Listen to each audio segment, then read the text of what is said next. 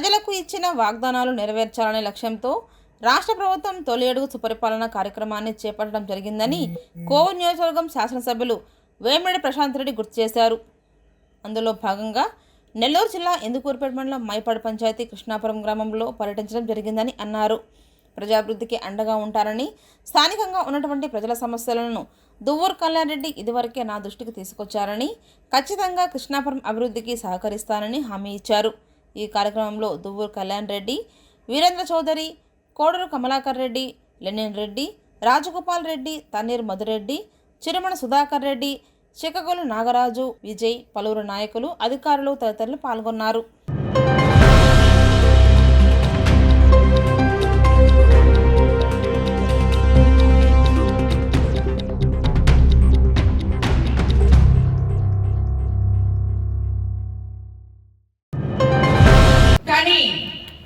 తీసుకుపోయే వరకే మా దగ్గర ఉంటుంది, టైము వచ్చేది మా చేతుల్లో లేదు అని చెప్పాడు. ఎందుకంటే మీ గ్రామానికి అన్ని వేళలా నేనొచ్చి మీ దగ్గర సమస్యలు చూసేదానికన్నా కళ్యాణ్ రెడ్డి, వీరేంద్ర నాయుడు, మిగతా ఇక్కడున్న అందరు నాయకులు, కమలాకర్ అయితేనేమి, అందరూ కూడా మీ సమస్యలన్నీ తెలుసుకొని ముఖ్యంగా ప్రతి ఒక్కరూ మీకు అండగా ఉంటున్నారు. దానికి నిజంగా వాళ్ళందరికీ కూడా నేను ధన్యవాదాలు తెలుపుతున్నాను. కళ్యాణ్ ఎప్పుడు మీ గురించే చెప్తూ ఉంటాడు, మా కృష్ణాపురంలో అది కావాలి ఇది కావాలి, అక్క మా కాపులు వచ్చారు చూడండి చూడండి మాట్లాడండి అని చెప్తూ ఉంటాడు. మీ సమస్యలన్నీ చెప్తుంటాడు. తప్పకుండా ఈ రోజు కూడా అన్న చెప్పే ముందే ఆ సమస్యలన్నీ నాకు రాసి ఆల్రెడీ ఇచ్చేశాడు. సో ఆ సమస్యల గురించి కూడా నేను మాట్లాడబోతున్నాను. ముఖ్యంగా ఈ సుపరిపాలనలో తొలి అడుగు అనే కార్యక్రమం ఎందుకు చేసుకుంటున్నామో మీకు అందరికీ తెలుసు కదా. చంద్రబాబు నాయుడు గారు అధికారంలోకి వచ్చి ఇప్పటికి 13 నెలలు పూర్తి అయింది.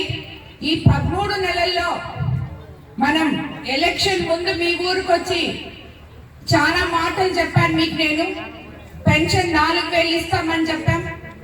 అదేవిధంగా గ్యాస్ సిలిండర్ పథకం, దీపం పథకం 2 కింద గ్యాస్ సిలిండర్ ఇస్తానని చెప్పాం. మత్స్యకార భరోసా ఇస్తామని చెప్పాం. అదేవిధంగా తల్లికి వందనం ఇస్తామని చెప్పాం. ఇలాంటి మాటలు చాలా చెప్పాం. కొన్ని రోడ్లు వేపిస్తామన్నాం, కొన్ని మీకు కావాల్సినట్టు చేపిస్తామని చెప్పాం.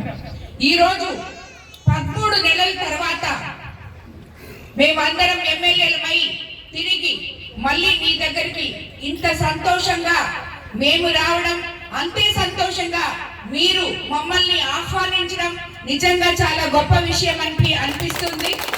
మన ముఖ్యమంత్రి తీసుకున్న ఏ నిర్ణయమైనా, అనుభవజ్ఞుడైన ఆయన తీసుకున్న నిర్ణయం కరెక్ట్ గా ఉంటుంది అని మీ అందరి మధ్యకి వచ్చి మీ ముఖాల్లో సంతోషాలు చూసిన ఈ రోజు నాకు అనిపిస్తుంది. మీకు అందరికీ తెలుసు, మనం అధికారంలోకి రాగానే 4000 పెన్షన్ అవ్వాతాతలకి ఇస్తున్నాం. అదే విధంగా దివ్యాంగులకి 6000 ఇస్తున్నాం. కదలలేని వాళ్ళకి కొంచెం బాగలేని వాళ్ళకి 15000 ఇస్తున్నాం. దీపం 2 పథకం కింద మనం గ్యాస్ సిలిండర్లు, ఉచిత గ్యాస్ సిలిండర్లు ఇవ్వడం జరిగింది. కార్మికులకి ఉచిత ఇసుక ఇవ్వడం జరిగింది.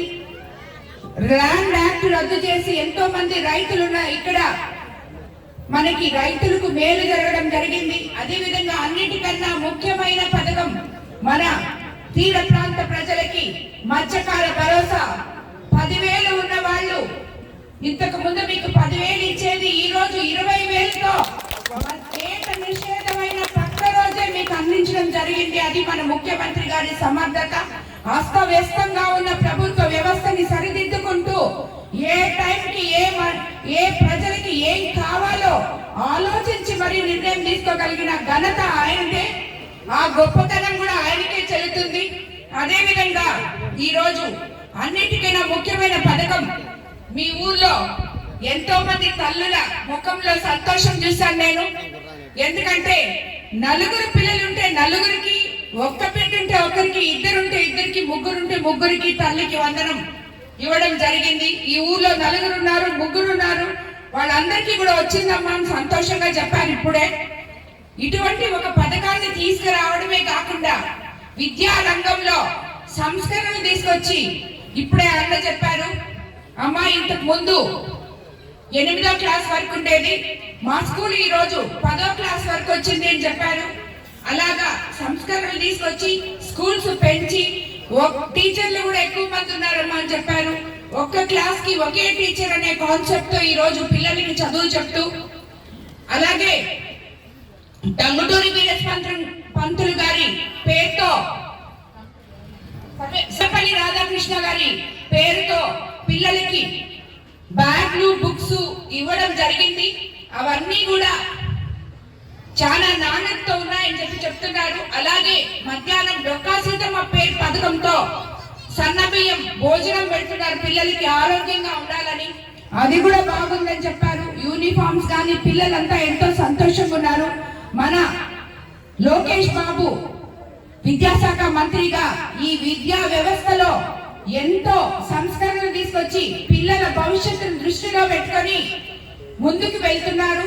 అదే విధంగా అన్న ఇప్పుడే ఇక్కడ రోడ్లు కూడా అడిగారు. ఆల్రెడీ ఇంతకు ముందు లేని రోడ్డు ఆల్రెడీ ఇప్పుడు వేస్తున్నాం. మన ఉప ముఖ్యమంత్రి పవన్ కళ్యాణ్ గారి ఆధ్వర్యంలో పల్లె పండుగ అనే కార్యక్రమంలో గుంతలు పడిపోయిన రోడ్లు చాలా బాగు చేసుకున్నాం. కొత్త రోడ్లు కొన్ని వేసుకుంటున్నాం. రాబోయే రోజుల్లో మనము అధికారంలోకి వచ్చి 13 నెలలే అయింది కాబట్టి ఇంకా మనకి చాలా సమయం ఉంది. ఈ లోపల ఏ ఊర్లలో కానీ రోడ్లు కానీ ఏవైనా ఉన్నా కూడా ఎన్ని తప్పకుండా తీరుస్తామని చెప్పి మీకు మాటిస్తున్నాను. అదేవిధంగా రాబోయే రోజుల్లో అన్నదాత సుఖీభవ అని మనకి 20,000 రైతులకు అందరికీ రాబోతుంది. అలాగే ఆగస్ట్ 15 నుంచి మహిళలకు అందరికీ ఉచిత బస్సు ప్రయాణం చేయొచ్చు. మీకు అందరికి తెలుసా, ఇక్కడ మనకి 45 నిమిషాల దూరంలో ఉన్నాం. కార్లో వస్తేనే, బస్సులో పోతే 1:30 గంట దాకా అవుతుంది నెల్లూరుకి. మీరందరూ నెల్లూరు పోయినప్పుడు అన్నిటికన్నా ముఖ్యంగా అక్కడ అన్నా క్యాంటీన్లు ఉన్నాయి. 5 రూపాయలకే బ్రహ్మాండమైన హోటల్ భోజనం జరగద్ది. అలాగా మన రాష్ట్రంలో 203 అన్నా క్యాంటీన్లు ఆల్రెడీ ఓపెన్ చేస్తున్నారు, ఇంకా కూడా చేయబోతున్నారు. సో ఇలాంటివి ఎన్నో సంస్కరణలు రాబోయే రోజుల్లో మెగా డిఎస్సి మీద 16,000 మంది టీచర్ పోస్టులు కూడా భర్తీ చేయబోతున్నారు. ఎక్కడెక్కడ మనకి ప్రజలకి ఏ టైంలో ఏది అవసరమో గుర్తించి ఇవ్వగలిగిన ముఖ్యమంత్రి మన చంద్రబాబు నాయుడు గారు. నాకు తెలిసి మీకందరికి నేను ఆయన గురించి చెప్పాల్సిన అవసరం లేదు. ఎందుకంటే ఈ గ్రామమే స్వర్గీయ ఎన్టీ రామారావు, నందమూరి తారక రామారావు గారు స్థాపించారని చెప్పారు ఇప్పుడే అన్న మీ పెద్ద కాపు గారు. అదేవిధంగా చంద్రబాబు నాయుడు గారు వచ్చి దీన్ని పునరుద్ధరించారు అని కూడా చెప్పారు. కాబట్టి వాళ్ళ గొప్పతనం గురించి నేను మీకు చెప్పలేదు, మీకు ఆల్రెడీ మీకు అందరికీ తెలుసు అనుకుంటున్నాను.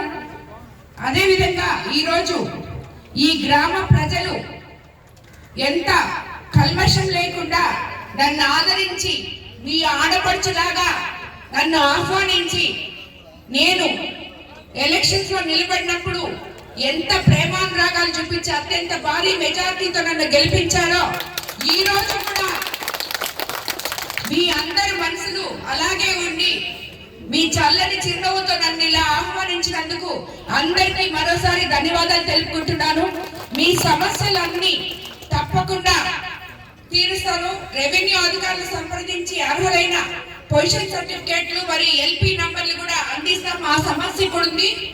డీకేటీ పట్టా కలిగిన రైతులకు సమస్య ఉన్నందున వారికి అన్నదాత సుఖీభవ పథకంలో ప్రాబ్లమ్స్ వస్తాయి కాబట్టి వాటిని కూడా తప్పకుండా అధికారులు చర్చించి వారిని కూడా స్కీమ్ లో భాగంగా చేసేందుకు ఇమీడియట్ గా కృషి చేస్తాను.